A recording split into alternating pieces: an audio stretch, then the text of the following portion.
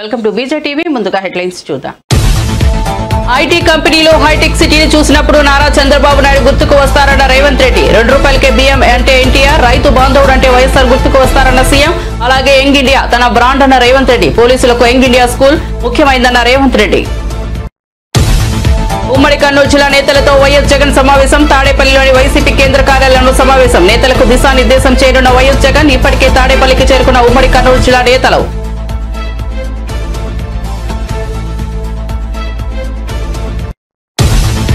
₹3 కోట్ల మందికి నాణ్యమైన సన్నబియ్యం. దేశంలోనే మొదటిసారన్న ఉత్తమ్. దొడ్డు బియ్యం దారి తప్పింది, అందుకే సన్నబియ్యం వైపు అడుగులు. ఎమ్మెల్యేపై కీలక బాధ్యత, నేరుగా పర్యవేక్షణ చేయాలని పిలుపు.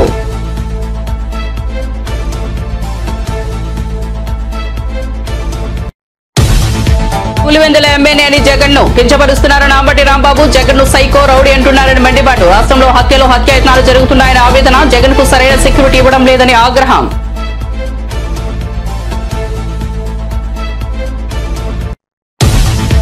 వైఎస్ భారతిపై ఐటీడీపీ కార్యకర్త అనుచిత వ్యాఖ్యలు. సోషల్ మీడియా వేదికగా అభ్యంతరకరమైన మాటలు. సీరియస్ గా స్పందించిన టీడీపీ అధిష్టానం. పార్టీ నుంచి సస్పెండ్, అరెస్ట్ చేసిన పోలీసులు.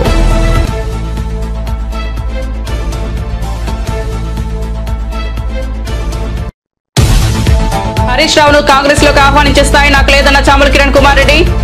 రేవంత్ రెడ్డి పాలనలో రాహుల్ గాంధీ ప్రశంసించారన్న కిరణ్ కుమార్ రెడ్డి. కాంగ్రెస్ పాలనపై హరీష్ రావు విష ప్రచారం చేస్తున్నారని విమర్శ.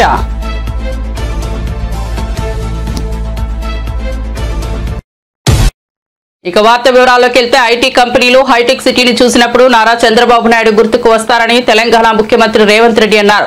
మొట్టమొదటిసారి ₹2కే ఎన్టీఆర్ బియ్యం పథకాన్ని ప్రవేశపెట్టారని, దానిని తీసుకున్న ప్రతి పేదవాడు ఆయనను గుర్తు చేసుకుంటున్నారని అన్నారు. జలయజ్ఞం, రైతు బాంధవుడిగా వైఎస్ఆర్ ప్రజల మధ్యలో నిలిచిపోతారని అన్నారు. తన బ్రాండ్ యంగ్ ఇండియా అని ఆయన స్పష్టం చేశారు. విశ్లేషకులు, విమర్శకులు ప్రజలకు తాను ఒక్కటే చెప్పదలుచుకున్నానని, యంగ్ ఇండియానే తన బ్రాండ్ అని ఆయన అన్నారు. ఎలాంటి బ్రాండ్ లేకుండా గుర్తింపు లేని ముఖ్యమంత్రిగా ఉంటారని కొందరు తనను ప్రశ్నిస్తున్నారని, దానికి సమాధానంగా యంగ్ ఇండియా తన బ్రాండ్ అని చెప్పారు.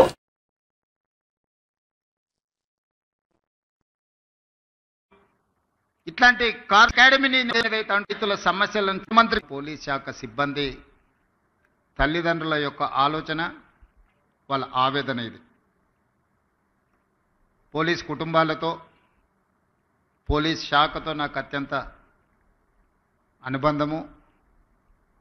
ఆ శాఖలో ఉండే సిబ్బంది యొక్క ఆలోచన విధానము నాకు ఒక స్పష్టమైన అవగాహన ఉన్నది.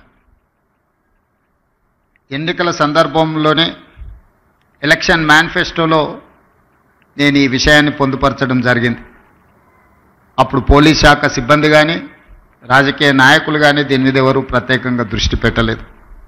ఎందుకంటే ఎన్నికల్లో ఇచ్చే హామీలకు ఎన్నికల తర్వాత, ఫలితాలు వచ్చిన తర్వాత పెద్దగా ప్రాధాన్యత ఉండదు అన్న ఆలోచన ఉందేమో, అందుకే ఎవరు దీని మీద పెద్దగా దృష్టి పెట్టలే.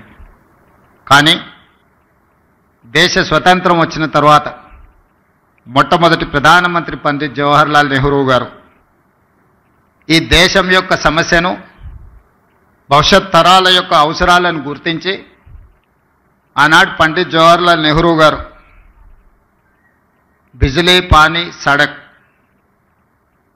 ఈ దేశం యొక్క మౌలిక స్వరూపం మారాలి అనంటే విద్యుత్తు ఉండాలి, తాగునీరు, సాగునీరును అందించాలి, పల్లెటూర్ల నుంచి పట్టణాల వరకు రోడ్డు రవాణా వ్యవస్థ ఉండాలి అని ఆలోచన చేసి బాక్రానంగల్ నుంచి నాగార్జున సాగర్ డ్యాం వరకు పండిత్ జవహర్లాల్ నెహ్రూ గారి విధానంలో ఆ రోజు ఈ దేశం అభివృద్ధి పదం వైపు నడిచింది. ఆ రోజు ఎడ్యుకేషన్ అండ్ ఇరిగేషన్ ఆలోచన కూడా పండిత్ జవహర్లాల్ నెహ్రూ గారు చేశారు. అందుకే ఈరోజు ఈ దేశంలో ఉన్న గొప్ప గొప్ప యూనివర్సిటీలు అన్నీ కూడా పండిత్ జవహర్లాల్ నెహ్రూ గారు ఉన్నప్పుడే పునాదులు పడ్డాయి. ఆ యూనివర్సిటీల నుంచి వచ్చిన విద్యార్థులే ఈ దేశ భవిష్యత్. ఆనాడు నిర్మించిన సాగునీటి ప్రాజెక్టులే ఈ దేశం ఆకలి కేకల నుంచి ప్రపంచానికే ఆహార ధాన్యాలను అందించే స్థాయికి ఈరోజు ఈ దేశం అభివృద్ధి చెందింది అంటే ఆనాటి మొట్టమొదటి ప్రధానమంత్రి ఒక గొప్ప ఆలోచన చేసి, ఒక దార్శనికత చూపించడంతో ఈరోజు ప్రపంచ దేశాలతో పోటీ పడగలుగుతుంది. ఆ తర్వాత శ్రీమతి ఇందిరాగాంధీ గారు దళితులు, గిరిజనులు, ఆదివాసీలు బలహీన వర్గాల యొక్క ఆకలి కేకలను ఆలోచనను చూసి రోటీ కప్డా ఔర్ మకాన్ అనే స్లోగన్ తోటి ప్రజలకు రోటీ కప్డా ఔర్ మకాన్ అనే విధానాన్ని తీసుకొచ్చి పేదలకు సహాయాన్ని అందించారు. ఆ తర్వాత రాష్ట్రాలను తీసుకున్నప్పుడు ఈ మధ్యకాలంలో ఎక్కడికి వెళ్ళినా పాత్రికేయ మిత్రులు కానీ రాజకీయ విశ్లేషకులు ప్రతి ముఖ్యమంత్రికి ఒక బ్రాండ్ ఉన్నది, మీరు 16 నెలలైన ముఖ్యమంత్రి అయ్యి మీరు ఏ బ్రాండ్ క్రియేట్ చేసుకోలేకపోతున్నారు ఎందుకు అని ప్రశ్నిస్తున్నారు. నేను చాలా సందర్భాలలో నవ్వి వదిలేసిన, ఎందుకంటే ప్రశ్న అడిగేవాళ్ళు నేను ఏ బ్రాండ్ కోసం ప్రయత్నం చేస్తున్నో వాళ్ళు అవగాహన చేసుకునే పరిస్థితిలో లేరు అని. మొట్టమొదటిసారి 2 రూపాయలకు కిలో బియ్యం ఇచ్చిన ఎన్టీ రామారావు గారు పేదవాడు తెల్లన్నం తిన్నప్పుడల్లా వారిని గుర్తు చేసుకుంటాడు. ఐటీ కంపెనీలను, హైటెక్ సిటీని ఇవి చూసినప్పుడు చంద్రబాబు నాయుడు గారు గుర్తొస్తాడని చెప్తారు. అదేవిధంగా జలయజ్ఞం వ్యవసాయాన్ని ప్రాధాన్యతగా తీసుకొని ఉచిత కరెంటు నుంచి సాగునీటి ప్రాజెక్టుల వరకు రైతుల సమస్యలను చర్చించినప్పుడు రైతు బాంధవుడుగా డాక్టర్ వైఎస్ రాజశేఖర రెడ్డి గారు గుర్తొస్తారు. సరే, ఇంకొంతమంది కొన్ని రకాలుగా కొన్ని బ్రాండ్స్ క్లెయిమ్ చేస్తూ ఉంటారు, ఉద్యమకారులమని, తెలంగాణ ప్రదాతలమని. వాళ్ళ గురించి నేను పెద్దగా చర్చించదలుచుకోలేదు. మరి మీరు ఏ బ్రాండ్ లేకుండానే అన్నోటీస్డ్ చీఫ్ మినిస్టర్గా మీరు రావడం పోవడం జరుగుతుందా అని చెప్పి విశ్లేషకులు, శ్రేయోభిలాషులు అడుగుతున్నారు. నేను ఒక మాట చెప్పదలుచుకున్న ఈ వేదిక మీద నుంచి విశ్లేషకులకు, విమర్శకులకు, ఈ రాష్ట్రంలో ఉండే ప్రజలకి, young India is my brand. I wanted to create an brand that is called young India. 1000 సంవత్సరాల చరిత్ర కలిగిన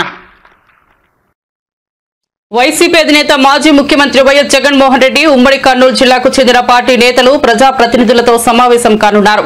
కర్నూలు, నంద్యాల జిల్లాలకు చెందిన స్థానిక సంస్థల ప్రజాప్రతినిధులతో జగన్ సమావేశమవుతారు. పార్టీ ముఖ్య నేతలు, ఎంపీపీలు, జెడ్పీటీసీలు, మున్సిపల్ చైర్మన్లు, వైస్ చైర్మన్లు, మండల ప్రెసిడెంట్లు ఈ సమావేశానికి హాజరయ్యారు. ఈ సమావేశంలో ఆయా జిల్లాల ముఖ్య నేతలతో పాటు నియోజకవర్గాల ఇన్ఛార్జీలు, ఎమ్మెల్సీలు, ఎమ్మెల్యేలు, మాజీ ఎంపీలు, మాజీ ఎమ్మెల్యేలు పాల్గొన్నారు. తాడేపల్లిలోని వైసీపీ కేంద్ర కార్యాలయంలో జరిగే ఈ సమావేశంలో ప్రభుత్వ ప్రజా వ్యతిరేక విధానాలను ప్రజల్లోకి తీసుకెళ్లడం, కూటమి ప్రభుత్వం అమలు చేయడం, ఎన్నికల హామీలపై ప్రజా పోరాటం, పార్టీ బలోపేతం తదితర అంశాలపై జగన్ నేతలకు దిశానిర్దేశం చేస్తున్నారు. ఒక్కసారి కళ్ళు మూసుకొని ఆలోచన చేస్తే కంటికి కనిపించేది రెండు కనిపిస్తాయి. ఒకటి విలువలతో కూడిన రాజకీయాలు చేయడం, రెండవది విశ్వసనీయత అన్న పదానికి అర్థం చెప్పిన పార్టీ ఏదైనా రాష్ట్ర చరిత్రలో ఉంది అంటే అది వైఎస్ఆర్ కాంగ్రెస్ పార్టీ అని చెప్పి కూడా గర్వంగా చెప్తాం.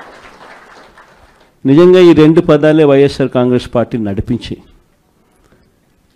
అదే మాదిరిగా ఒక నాయకుడిగా గట్టిగా ఈ సిద్ధాంతాలను నమ్మి ఒక నాయకుడిగా అడుగులు ముందుకు వేశాను. నాలో ఈ గుణాలను చూసి మీరంతా కూడా నాకు తోడుగా ఇన్ని సంవత్సరాల పాటు అడుగు వేశారు. ఈరోజు నేను ఒకటి చెప్తా ఉన్నా, రాజకీయాలలో గెలుస్తాం, ఓడిపోతాం, ఇది వేరే విషయాలు.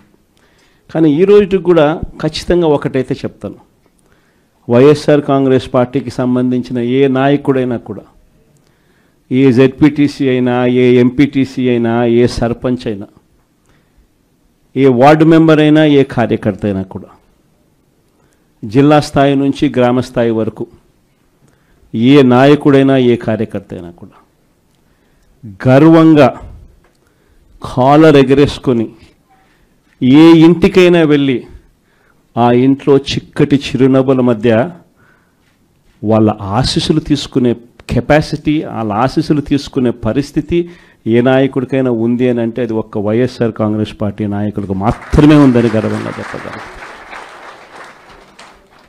ఎందుకనంటే మనం రాకమునుపు రాజకీయాలు ఒక మాదిరిగా ఉండి, మనం వచ్చిన తర్వాత రాజకీయాలకు అర్థం ఇది అని చెప్పి తిరగరాసిన చరిత్ర ఏ పార్టీకైనా ఉంది అని అంటే అది ఒక వైఎస్ఆర్ కాంగ్రెస్ పార్టీకి మాత్రమే ఉంది అని కూడా గర్వంగా చెప్పగలుగుతాం.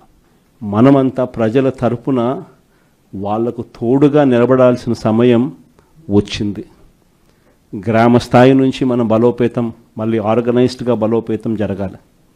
జిల్లా స్థాయిలోనూ, మండల స్థాయిలోనూ, గ్రామ స్థాయిలోనూ, ప్రతి స్థాయిలోనూ కూడా మనమంతా కూడా క్యాడర్ను. టీడీపీ నేతలపై మాజీ మంత్రి వైసీపీ నేత అంబటి రాంబాబు తీవ్ర ఆగ్రహం వ్యక్తం చేశారు. ముఖ్యమంత్రిగా పనిచేసిన జగన్ ను సైకో, రౌడీ అంటున్నారని మండిపడ్డారు. ఇష్టం వచ్చినట్లు మాట్లాడుతున్నారని దుయ్యబట్టారు. రాష్ట్రంలో హత్యలు, హత్యాయత్నాలు జరుగుతున్నాయని అన్నారు. పోలీసులు సరైన చర్యలు తీసుకోవడం లేదని విమర్శించారు. కోర్టుకు వెళ్తే తప్ప కేసులు నమోదు చేయడం లేదని అన్నారు. కేసులు నమోదు చేయాలని తాను అడిగితే తనపైనే కేసులు పెట్టారని ఎద్దేవా చేశారు. కొంతమంది పోలీసు అధికారులకు కూటమి ప్రభుత్వం పోస్టింగులు కూడా ఇవ్వలేదని విమర్శించారు. ఎన్నికల సమయంలో ఇచ్చిన హామీలను ముఖ్యమంత్రి చంద్రబాబు నిలబెట్టుకోలేదని, చీటర్ అనే బిరుదు ఆయనకు సరిపోతుందన్నారు. రకరకాల కామెంట్స్ చేసేటటువంటి పరిస్థితులు మనం చూస్తున్న నేపథ్యంలో ఈరోజు కొన్ని విషయాలు మేము ముందుకు తీసుకురావాలనే ఉద్దేశంతో ఈ మీడియా సమావేశాన్ని ఏర్పాటు చేయడం జరిగింది. రాప్తాడు నియోజకవర్గంలో అసలు ఏం జరుగుతుంది, దీనిలో రామగిరి మండలంలో అసలు ఈ హత్యకు ప్రధానమైన కారణం ఏమిటి అనేది కొంత తెలుసుకోవాల్సిన అవసరం ఉన్నది. రామగిరి మండలంలో ఎంపీపీ ఎన్నిక 27వ తారీఖున జరగాలి. ఎందుకు జరగాలి అంటే అక్కడ ఉన్నటువంటి ఎంపీపీ మరణించటం వలన అక్కడ ఎన్నిక జరగవలసినటువంటి అనివార్యమైన పరిస్థితి ఏర్పడింది. దానికి తెలుగుదేశం పార్టీ పోటీ పెట్టింది. అసలు పోటీ ఎందుకు పెట్టిందో ప్రజాస్వామ్యంలో ఎవరికి అర్థం కాదు. ఎందుకని ఆ మాట అంటున్నానంటే, ఈ రామగిరి మండలంలో 10 ఎంపీటీసీలు ఉన్నాయి. దీనిలో జరిగినటువంటి ఎన్నికల్లో, పూర్వం జరిగిన ఎన్నికల్లో 9 వైఎస్ఆర్ కాంగ్రెస్ పార్టీ గెలిచింది. కేవలం ఒకే ఒక్క సీటుని తెలుగుదేశం పార్టీ గెలుచుకుంది. ఎంపీపీ మరణంతో, సహజ మరణంతో ఎన్నిక వచ్చింది. ఏమంటే ఒకటి గెలుచుకున్న వాళ్ళు పోటీ పెట్టి ఏం చేయాలనుకుంటున్నారు నాకు అర్థం కాలేదు. పోటీ పెట్టారు, పోటీ పెట్టి ఏం చేయాలనుకుంటున్నారు, కొనాలనుకున్నారు. అది శాసనసభ్యుడు ప్రకాష్ రెడ్డి గారు వెళ్ళి వాళ్ళ 6గురిని కూడా తెచ్చుకుని మళ్ళా దాచుకుంటే మళ్ళీ నెక్స్ట్ రోజు మళ్ళీ వాయిదా పడింది. హత్తిల్లో కూడా మొత్తం హత్తిల్లో ఉన్నటువంటి పరిస్థితులు ఏంటంటే తణుకు నియోజకవర్గంలో సైకో అంటానండి. అలాగే మరో మంచి సత్యకుమార్ జీవితంలో నిజం ఎప్పుడు చెప్పడంట జగన్మోహన్ రెడ్డి గారు. ఈయన చెప్తాడు, చంద్రబాబు చెప్తాడు, ఇంకెప్పుడు చెప్పరు. చంద్రబాబు మాత్రం నిజాలు చెప్తాడు. జగన్మోహన్ రెడ్డి గారు సైకో అంటాడు. మరి ఈయనేవరయ్యా నాకు అర్థం కాలేదు. చంద్రబాబు నాయుడు గారు చీటర్ కదా, ఎన్ని మోసాలు చేశాడు ఈ రాష్ట్రంలో, ఈ దేశంలో ఎన్ని పార్టీలు ముంచాడు, ఇచ్చిన హామీలన్నింటినీ కూడా ముంచినటువంటి పెద్ద చీటర్ చంద్రబాబు నాయుడు కాదని అడుగుతా ఉన్నా. మమ్మల్ని అంటారా మీ చీటర్ గురించి మాట్లాడరా? ఇవాళ ఇంత దారుణమైనటువంటి పరిస్థితి రాష్ట్రంలో నెలకొల్పుంటే, ఎంత దారుణమని నాకు అర్థం కాదు. రౌడీజం చేస్తారు, కొడతారు, హత్యలు చేస్తారు, హత్య ప్రయత్నాలు చేస్తారు. పలనాడు జిల్లాలో నేను రిప్రజెంట్ చేసినటువంటి జిల్లా ఇంతకు ముందు గ్రామాలు వదిలిపెట్టి వెళ్ళిపోయారండి. ఎన్నికలు జరిగిన తర్వాత రక్షణ లేక వెళ్ళిపోతే తిరిగి రావడానికి వీలైనటువంటి పరిస్థితులు ఇవాళ కూడా పల్నాడులో కొనసాగుతూ ఉన్నాయి. దీనికి బాధ్యులు ఎవరు? పోలీసు వ్యవస్థ కాదని అడుగుతా ఉన్నా. పోలీసు వ్యవస్థని మీ గుప్పెట్లో పెట్టుకొని ఇవాళ రౌడీజం చేస్తున్నది నారా చంద్రబాబు నాయుడు గారి ప్రభుత్వం కాదని అడుగుతా ఉన్నా. దీని మీద జగన్మోహన్ రెడ్డి గారు కామెంట్ చేశారంట. అయ్యా, తప్పు చేసిన వారిని శిక్షిస్తాం, శాశ్వతంగా ఈ ప్రభుత్వమే ఉండదు. గతంలో కూడా అనేక సందర్భాల్లో చూశాం. మా ప్రభుత్వం వల్ల వస్తుంది, అధికారంలోకి వస్తాం. ఇవాళ తప్పు చేసిన ప్రతి వ్యక్తిని కూడా శిక్షిస్తాం చట్టపరంగా అని చెప్తే తప్పంట. దానికి ఏదో మాట్లాడుతున్నారు. హోంమంత్రి గారు వచ్చి మాట్లాడుతున్నారు.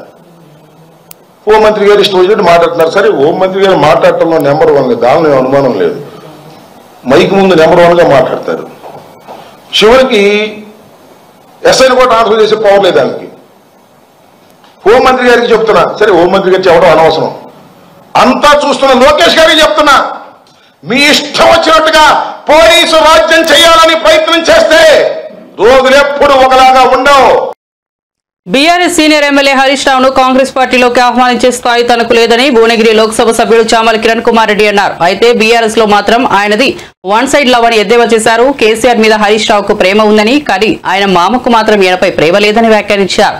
తెలంగాణలో రేవంత్ రెడ్డి పాలనలో తమ పార్టీ అగ్రనేత రాహుల్ గాంధీ ప్రశంసించారని ఆయన తెలిపారు. హైదరాబాద్ లో నిర్వహించిన మీడియా సమావేశంలో ఆయన మాట్లాడుతూ అహ్మదాబాద్ లో నిర్వహించిన ఏఐసీసీ సమావేశంలో తెలంగాణ ప్రభుత్వానికి రాహుల్ గాంధీ కితాబిచ్చారని అన్నారు. కాంగ్రెస్ పాలనపై హరీష్ రావు విష ప్రచారం చేస్తున్నారని మండిపడ్డారు. సాగు భాష మాట్లాడితే రేవంత్ రెడ్డి గారు చావు భాష మాట్లాడినట్టు. మంచి రిధం బానే ఉంది. హరీష్ రావు గారు వాళ్ళ మామ దగ్గర చిన్న స్థాయి కార్యకర్త నుంచి పనిచేసి వాళ్ళ మామకు ఉన్నటువంటి వాక్చాతుర్యాన్ని మాత్రం మంచిగా వంట వడ్డించుకున్నాడు. కాకపోతే ఆయన దురదృష్టం ఏంటంటే అన్ని వంట పట్టించుకుండు, కానీ వాళ్ళ మామ వారసత్వాన్ని మాత్రం వంట పట్టించుకోలేదు. వాళ్ళ మామకు ఆయన మీద ప్రేమ ఎంతుందో లేదో తెలియదు, కానీ ఆయన ఒక్కసారి 10 ఏళ్ళు వెనకకు తిరిగి చూసుకుంటే హరీష్ రావు గారు ఇవాళ రేవంత్ రెడ్డి గారి గురించి మాట్లాడుతుండు, కానీ హరీష్ రావు గారు పర్సనల్గా ఒకసారి మేధో మదనం చేసుకోవాలి ఆయన పరిస్థితి ఏంది ఆయన పార్టీలని.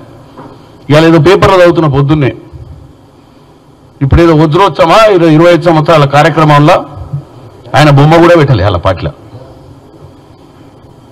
ఏదైతే మెయిన్ నిన్న కార్యక్రమం తీసుకుంటే రాష్ట్ర వ్యాప్తంగా జరిగిన కార్యక్రమంలో ఓన్లీ సిద్దిపేట, మెదక్ జిల్లాలో ఎక్కడైనా ఆయన బొమ్మలు పెట్టిరేమో లోకల్ లీడర్ కింద, కానీ రాష్ట్రంలో ఆయన అనుకున్నట్టుగా వాళ్ళ మామకు వారసుడు అనుకుంటుండో, వాళ్ళ మామకు ఈయననే ముఖ్యం అనుకుంటుండో, నేనే ఉద్యమాలలో కీలకంగా ఉన్నా, నేనే రేపు రానున్న తరానికి బీఆర్ఎస్ పార్టీకి నేనే నాయకున్నని ఏమన్నా పగటి కళలకు అంటుండో నాకు తెలియదు, కానీ నిన్న జరిగినటువంటి పోస్టర్ లాంచింగ్ కార్యక్రమాలల్లో రాష్ట్ర వ్యాప్తంగా కూడా హరీష్ రావు గారి బొమ్మ లేదు అంటే అర్థమైంది. మరి హరీష్ రావు గారు బొమ్మ పెట్టలేదని మామని అడగలేక తెలంగాణ నిలబడ్డది, తెలంగాణ పడిపోయింది. తర్వాత సాగు భాష, చావు భాషల గురించి మాట్లాడితే వాళ్ళ మామ ఈయన సైడ్ చూసి మా అల్లుడు ఇంకా బతికే ఉండు, మా అల్లుడు గట్టిగానే మాట్లాడుతుండు, మా అల్లుడే నిజంగా వారసుడని అనుకుంటాడనే ఉన్న ప్రయత్న భాగంగా ఈ రేవంత్ రెడ్డి గారిని అటాక్ చేయడం అనేది నిన్న అంటే రేవంత్ రెడ్డి గారి గురించి నెగిటివ్గా మాట్లాడాలన్న ఆలోచన ఆయనకు వచ్చినట్టుగా 100% కనపడుతుంది. తెలంగాణను నిలబెట్టింది ఎవరు? నీళ్లు నిధులు నియామకాల నినాదంతో తీసుకొచ్చినటువంటి తెలంగాణలో మీ కుటుంబం నిలబడ్డది తప్ప తెలంగాణకు అరిగింది లేదు. తెలంగాణకు అరిగింది ఉంది, ఊరిగింది లేదు. అరిగింది ఎంత అంటే 7 లక్షల కోట్లు. ఊరిగింది ఏంటంటే మీ కుటుంబం బ్రహ్మాండంగా సిటీ చుట్టుపక్కల ఫంక్షనాలు, చుట్టుపక్కల 100 కొద్ది ఎకరాలు, 1000 కోట్లు, లక్షల కోట్లు, 1000 కోట్లు కూడా కాదు.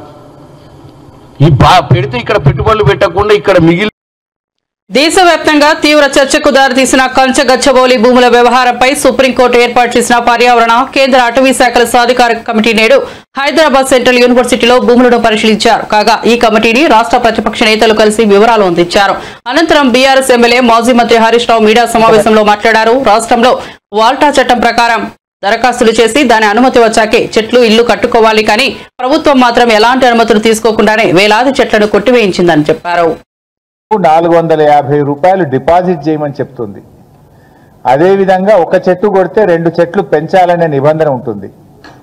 సో దాన్ని ఆ కమిటీ రికమెండ్ చేసిన తర్వాత 450 రూపాయలు ఫారెస్ట్ డిపార్ట్మెంట్ కట్టిన తర్వాత అనుమతి ఇచ్చిన తర్వాత చెట్టు కొట్టాలి. కానీ ఇక్కడ దరఖాస్తే పెట్టలేదు. ఇక్కడ ఎక్కడ కూడా అటవీ శాఖకు అనుమతి కూడా కోసం దరఖాస్తు కూడా పెట్టలేదు. చట్టం ఏం చెప్తుందంటే అటవీ భూముల్లో చెట్టు కొట్టడం కాదు, నీ సొంత పట్టా భూమిలోనైనా నీ హౌస్ సైట్లోనైనా ఎక్కడ చెట్టు కొట్టినా డిపార్ట్మెంట్ యొక్క అనుమతి తీసుకోవాలని చెప్పి మన చట్టం చెప్తుంది. అందుకే మేము చాలా సందర్భాల్లో ఎమ్మెల్యేలుగా మేము కూడా చూస్తుంటాం. మా దగ్గర ఒక రైతు తెలవక, చట్టం మీద అవగాహన లేక ఒక చింత చెట్టో యాప చెట్టో ఆ పంట పండుతలేదు, నీడలో పంట పండలేదని చెట్టు కొడితే ఆ ట్రాక్టర్ సీజ్ చేస్తారు, పనిముట్లు సీజ్ చేస్తారు, రైతు మీద కేసు పెట్టి లక్షల రూపాయల పెనాల్టీలు వేస్తుంటారు. కానీ ఇక్కడ ఏమైంది? కంచే చేను మేసినట్టుగా ఇవాళ మొత్తం రాష్ట్ర ప్రభుత్వమే బుల్డోజ్ చేస్తూ ఉంది. రాష్ట్ర ప్రభుత్వమే వేలాది చెట్లను ఈరోజు నరికివేత చేసింది. ఇంకోటి పోలీస్ స్టేషన్లో వీళ్ళు అప్లై చేసినారు చెట్లు నరకడానికి పోలీస్ స్టేషన్లో దరఖాస్తు పెట్టింది టీజీఐఐసి. ఏమని? మేము ఈ అడవిని, ఇక్కడ ఉన్నటువంటి చెట్లను నరకదలుచుకున్నాము, మాకు రక్షణ ఇవ్వండి అని పోలీసులకు దరఖాస్తు చేసినారు. మరి పోలీసులు ఎవరైనా దరఖాస్తు పెడితే వాళ్ళు అడుగుతున్నది న్యాయబద్ధమైన పనా, అది చట్టానికి లోబడిన పనా కాదా అనేటువంటిది డ్యూ డిలిజెన్స్ చేసుకోవాల్సిన బాధ్యత పోలీస్ డిపార్ట్మెంట్కి ఉంటుందా ఉండదా? టీజీఐసి పెట్టిన దరఖాస్తే నేరపూరితమైనటువంటిది. పోలీసు ఏం చేయాల్సి ఉండే? మీరు చెట్లు కొడుతున్నారు కదా, దీనికి ఫారెస్ట్ డిపార్ట్మెంట్ అనుమతి ఉందా, ఇది వాల్తా చట్టానికి లోబడి ఉందా, వైల్డ్ లైఫ్ యాక్ట్కు లోబడి ఉందా, అవన్నీ చూసిన తర్వాత పోలీసులు అనుమతి ఇవ్వాల్సినటువంటి బాధ్యత ఉంటుంది. వైసీపీ అధినేత వైఎస్ జగన్మోహన్ రెడ్డి సతీమణి భారతిరెడ్డిపై అనుచిత వ్యాఖ్యలు చేసిన చేబ్రోలు కిరణ్ కుమార్ ను పోలీసులు అరెస్ట్ చేశారు. సెల్ టవర్ లొకేషన్ ఆధారంగా విజయవాడ ఇబ్రహీంపట్నం ప్రాంతంలో కిరణ్ ఉన్నట్లు గుర్తించిన గుంటూరు జిల్లా పోలీసులు అతన్ని పట్టుకున్నారు. సోమవారం రోజున వైఎస్ భారతిపై నిందితుడు అనుచిత వ్యాఖ్యలు చేశాడు. అతని వ్యాఖ్యలు సోషల్ మీడియాలో వైరల్ గా మారడంతో విషయం కాస్త టీడీపీ పెద్దల వరకు చేరింది. ఈ మేరకు సీఎం చంద్రబాబు ఆదేశాలతో శుక్రవారం కిరణ్ కుమార్ ను పార్టీ నుంచి సస్పెండ్ చేస్తూ అధిష్టానం ఆదేశాలు జారీ చేసింది. అలాగే నిందితుడిని వెంటనే అరెస్ట్ చేయాలని గుంటూరు జిల్లా పోలీసులకు ఏపీ ప్రభుత్వం ఆదేశాలు ఇచ్చింది. దీంతో కిరణ్ కుమార్ లొకేషన్ గుర్తించిన పోలీసులు వెంటనే ఎన్టీఆర్ జిల్లా ఇబ్రహీంపట్నం చేరుకుని అరెస్ట్ చేశారు. ఏపీలో కిరణ్ అసభ్యకర వ్యాఖ్యల వీడియో పెద్ద ఎత్తున రాజకీయ దుమారాన్ని రేపింది. దీనిపై అధిష్టానం సీరియస్ అయిన వెంటనే నా మాటలు ఎవరికైనా బాధించి ఉంటే క్షమించమని కోరుతున్నా, ఈ వ్యాఖ్యలు ఎలాంటి దురుద్దేశంతో చేయలేదు, కనికావేశంలో మాత్రమే చేశానని క్షమించండి అంటూ కిరణ్ కుమార్ మరో వీడియో విడుదల చేశాడు. చాలా తప్పుగా మాట్లాడాను, దయచేసి అమ్మ భారతి, జగన్మోహన్ రెడ్డి గారికి మీ ఇద్దరు కూడా దయచేసి నేను నిజం చెప్తున్నాను, నేను అన్నమాట చాలా తప్పు. మీ భారతి గారి కాళ్ళు పట్టుకొని నేను ఒక ఆడ వారి గురించి ఇలాగ మాట్లాడటం నా తప్పు, దయచేసి మీ కాళ్ళు పట్టుకుని నేనైతే క్షమించండి. నేనైతే క్షణికావేశంలో ఈ మాట అనాల్సి వచ్చింది, క్షమించి దయచేసి నేనైతే ఈ రోజు మాట్లాడిన మాటలకి ఒక ఆడవారిని ఇలాగ మాట్లాడిన తర్వాత నేనైతే మాత్రం దయచేసి క్షమించండి ప్లీజ్. నేనైతే ఇంకనైతే వీడియోలు చేయదలుచుకోలేదు. నేను చేసిన పొరపాటు జీవితంలో ఇంకా నేనైతే చేయదలుచుకోలేదు. తెలంగాణ ప్రభుత్వం అమలు చేస్తున్న సన్న బియ్యం పంపిణీ పథకం దేశవ్యాప్తంగా మరెక్కడా లేని విధంగా విస్తృతంగా కొనసాగుతోందని మంత్రి ఉత్తమ్ కుమార్ రెడ్డి తెలిపారు. ఈ పథకాన్ని పూర్తి పర్యవేక్షణతో నిర్వహించాలన్నదే ప్రభుత్వ లక్ష్యమని ఆయన పేర్కొన్నారు. ఇది సామాన్య ప్రజల జీవన ప్రవాహాన్ని మెరుగుపరిచే గొప్ప కార్యక్రమం. 3 కోట్ల మందికి ప్రతినిధిగా నాణ్యమైన సన్న బియ్యం పంపిణీ చేస్తున్న ఏకైక రాష్ట్రం మన తెలంగాణ. దేశంలో ఎక్కడా ఇటువంటి పథకం అమలులో లేదని మంత్రి తెలిపారు. ఉత్తమ్ కుమార్ రెడ్డి పేర్కొన్నట్లు గతంలో సరఫరా చేస్తున్న దొడ్డు బియ్యం పేదలకు చేరకపోవడం వల్లనే ప్రభుత్వం సన్న బియ్యాన్ని ఎంపిక చేసిందని తెలిపారు. అది మధ్యలోనే దారి మళ్లీ అసలు లబ్ధిదారులకు చేరకుండా తేడా వచ్చిందని చెప్పారు. ఎక్సైజ్ శాఖ మంత్రి కొల్లు రవీంద్ర జగన్మోహన్ రెడ్డి ప్రభుత్వాన్ని తీవ్రంగా ధ్వజమెత్తారు. కల్తీ మద్యం వల్ల వేలాది మంది ప్రాణాలు కోల్పోయారని, జగన్ సొంత బ్రాండ్లు తయారు చేసే అనారోగ్య మద్యం అమ్మకాలకు తలపెట్టారని విమర్శించారు. జే బ్రాండ్ల వల్ల లక్షలాది మంది అనారోగ్యంతో బాధపడితే వేలాది మంది లివర్, కిడ్నీ సమస్యలతో మరణించారని ఆరోపించారు. వైసీపీ హయాంలో గంజాయి అక్రమ రవాణా పెరిగిందని, యువత భవిష్యత్తు అంధకారమైందని మండిపడ్డారు. గౌరవ కమిషనర్ గారు ఈరోజు తిరుపతిలో ఈ సమావేశాన్ని ఏర్పాటు చేసుకుని 19లో ఆనాడు గౌరవ ముఖ్యమంత్రి చంద్రబాబు కూడా ప్రజలకి అసౌకర్యం కల్పించకుండా ఎన్ఫోర్స్మెంట్ కూడా మరి ఆ రోజున నిర్వహిస్తూ ఇలిసిట్ లిక్కర్ అనేది లేకుండా, నాటుసారి అనేది లేకుండా ప్రజల ఆరోగ్యాన్ని, ప్రభుత్వానికి సంబంధించినటువంటి ఆదాయానికి ఒక మంచి పాలసీతో నిర్వహించడం జరిగింది. కానీ తర్వాత వచ్చినటువంటి మరి జగన్మోహన్ రెడ్డి గారి ప్రభుత్వం 5 సంవత్సరాలు ఎన్నికల ముందు సంపూర్ణ మద్యపాన నిషేధం చేస్తూ ఉన్నారు. ఎన్నికలైన తర్వాత దశల వారీగా నిషేధం చేస్తున్నారు. స్టార్ హోటల్స్కే, 5 స్టార్ హోటల్స్కే పరిమితం చేస్తూ ఉన్నారు. కానీ టోటల్ దాన్ని పక్కకి నెట్టి కొత్త పాలసీని తీసుకొచ్చి డిపార్ట్మెంట్నే విచ్ఛిన్నం చేసి ఎస్ఈబి అని పెట్టి 70% ఎక్సైజ్ డిపార్ట్మెంట్లోని ఎస్ఈబిలోకి సపరేట్ చేసి అసలు ఎన్ఫోర్స్మెంట్ అనేది లేకుండా చేసి షాప్స్ అన్నింటిని కూడా అప్పటి వరకు నిర్వహిస్తున్నటువంటి షాప్స్ని ప్రభుత్వమే నిర్వహించే విధంగా గవర్నమెంట్ షాప్స్ అని చెప్పి మరి చేసినటువంటి విధానం వల్ల, అదే కాకుండా డిస్టిలరీస్ని మొత్తాన్ని కూడా హస్తగతం చేసుకోవటం, మల్టీనేషనల్ కంపెనీ బ్రాండ్స్ అన్నింటినీ కూడా ఉక్కుపాదం మోపి వాటిని అణిచేయటం, కేవలం వాళ్ళకు సంబంధించినటువంటి కంపెనీలకి మొత్తం రాష్ట్రంలో ఉన్నటువంటి ఆ బ్రాండ్లు మాత్రమే అవైలబిలిటీ ఉండే విధంగా ఏర్పాటు చేయటం, దీనివల్ల ప్రభుత్వం ఆదాయం కోల్పోయింది, ప్రజల ఆరోగ్యం కోల్పోయారు. ఇదే కాకుండా విచ్చలవిడిగా విపరీతంగా నాటుసారా, నాన్ డ్యూటీ పెయిడ్ లిక్కర్ కూడా రాష్ట్రంలో విచ్చలవిడిగా.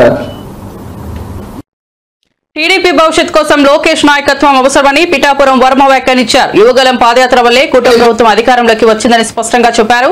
2047 వరకు దృష్టిలో ఉంచుకుని పార్టీకి దీర్ఘకాలిక ప్రణాళికలు అవసరమని, అలాంటి బాధ్యతను భుజాలపై మోసేందుకు లోకేష్ తగిన నాయకుడిని అభిప్రాయపడ్డారు.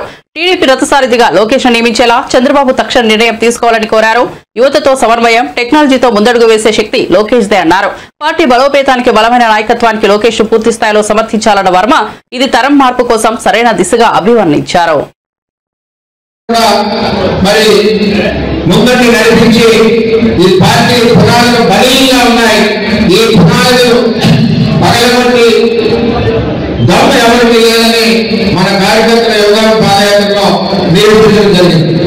మరి అదేవిధంగా ఈ పార్టీకి రాబోయే రోజుల్లో 2047 ఏదైతే రాష్ట్ర అభివృద్ధి ప్రణాళిక తుది పార్టీ కూడా 2047 ప్రణాళిక చంద్రబాబు నాయుడు గారు నిర్ణయించి రాబోయే రోజుల్లో పార్టీ రథసారథి నారా లోకేష్ గారిని ఈ పార్టీని ఏదైతే మన గెలుపుకు కారణమైన పాదయాత్ర చేసి ఉన్నారో ఆయనకి రథసారథిగా ఈ తెలుగుదేశం పార్టీని ముందుకు నడిపించాలని చెప్పి కోరుతా ఉన్నాం. మరి జిల్లా పార్టీ నుంచి 7 నియోజకవర్గాల నుంచి కార్యకర్తలు అందరూ వచ్చారు. మరి మనకి పార్టీకి ప్రణాళిక ఉండాలా కావాలా, దీని ద్వారా మనం అధ్యక్షుడు తెలియజేద్దాం. పార్టీకి భవిష్యత్ ప్రణాళిక ఉండాలి, భవిష్యత్ తరం నాయకులు మరి నారా లోకేష్ గారు ఉండాలి అన్న వాళ్ళందరూ కూడా చేతులుగా కోరుతా ఉన్నాం. నారా లోకేష్ గారి నాయకత్వం చంద్రబాబు. హైదరాబాద్ సెంట్రల్ యూనివర్సిటీ భూములపై రేవంత్ రెడ్డి చేసిన వ్యాఖ్యలపై బీఆర్ఎస్ నేత మన్నె క్రిషాంక్ తీవ్రంగా స్పందించారు. యూనివర్సిటీ భూములంటే బరాబర్ కొట్లాడతామని స్పష్టం చేశారు. యూనివర్సిటీని షిఫ్ట్ చేస్తామన్నదే ఆయన తండ్రి జాగీరు కాదు అన్నారు. హెచ్సియు భూములపై 10,000 కోట్ల ల్యాండ్ స్కామ్ చేయాలని రేవంత్ రెడ్డి యత్నిస్తున్నారని ఆరోపించారు. చెట్లను నరికి వన్యప్రాణులను భయపెట్టి 3 జింకల మరణానికి కారణమైన ఈ చర్యలపై ఎలాంటి కేసులు పెడతారని ప్రశ్నించారు. జింకల ఫోటోలు పెడితే మాత్రం కేసులు పెడతారా అంటూ మండిపడ్డారు. రేవంత్ రెడ్డి డిస్ట్రిక్షన్, డెమోలిషన్, డైవర్షన్స్ చేసిన వ్యక్తి కానీ తాము ప్రజల కోసం పోరాటం చేయడం మాత్రమే తెలుసునని చెప్పారు. యూనివర్సిటీస్ ల్యాండ్స్ అంటే బరాబర్ కొట్లాడతాం. తర్వాత కొత్త కథ, మేము యూనివర్సిటీనే షిఫ్ట్ చేస్తాం. నీ అయ్యజాగిరా నువ్వు రాగానే అమ్మకానికి పెట్టి 10,000 కోట్లు దాని మీదకి వెళ్ళి తీసుకొని ఫ్రాడులెంట్గా తీసుకొని వాళ్ళ ఐసిఐసిఐ బ్యాంక్ వాళ్ళు తనలాడతారు, వాళ్ళకి ఇబ్బందులు అవుతాయి. అండ్ ఇదంతా కూడా మళ్ళీ ఏంది ఇవాళ ఎందుకు ఇంత కూడా సీన్ చేయడం అంటే రేపెల్లుండి కేటీఆర్ గారు నీ భాగవతం బయట పెడుతున్నారు కాబట్టి, నీ ల్యాండ్ స్కామ్ బయట పెట్టబోతున్నారు కాబట్టి ఎట్లా డైవర్ట్ చేయాలి, ఎట్లా డైవర్షన్ చేయాలి, డిస్ట్రక్షన్, డిమాలిషన్, డైవర్షన్, ఇవి ఒక్కటి మాత్రమే రేవంత్ రెడ్డి గారికి తెలుసు. సో మాకు తెలిసింది పోరాటమే.